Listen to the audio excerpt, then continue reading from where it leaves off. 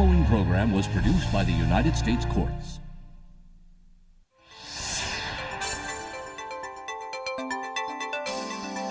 A debtor must be very accurate in his or her dealings with the court, including filling out the statement of financial affairs and schedules accurately.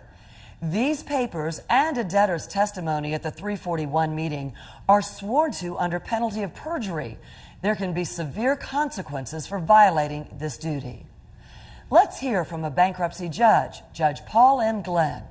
Bankruptcy is not a step to be taken lightly or casually. It's a serious event. It has some real benefits. I mean, it will help people save their homes. It will help people relieve themselves from overwhelming debt. But along with those benefits, there are some serious responsibilities that go along. There's a petition and financial statements that have to be filed when a person files their bankruptcy case. And these are signed under oath. These are sworn documents. They're signed under oath and under penalty of perjury. Sometimes people will transfer vehicles or personal property or things to their relatives or their parents or their kin to hold for them for a period of time while they go through bankruptcy. That is clearly a non-disclosure of assets and is a bankruptcy fraud. So any transfers that have been made within the last period of time have to be disclosed on the schedules. In addition to the oath that goes along with the signature, all the papers are signed under one of the rules of the bankruptcy courts, and that is the signature is a certification that to the best of the person's knowledge and information and belief, the representations are accurate, the facts are accurate.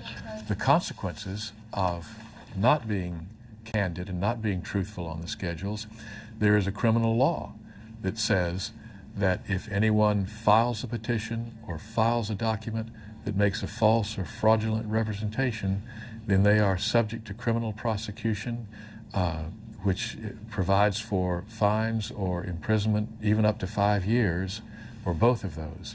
So it's a serious crime if there are material misstatements that could be prosecuted. The consequences of fudging are just too severe to risk. You risk the discharge, you risk committing a crime, and the chances are likely that you'll get caught because the trustees who review these schedules in the trustees meetings review thousands, and they see thousands of people. They know the questions to ask. The questions that they ask in the meeting have to be responded to under oath, and then creditors come to the meeting, and creditors are able to have their input as well. The likelihood that non-disclosures will be found, and if they are, then there are serious consequences to that.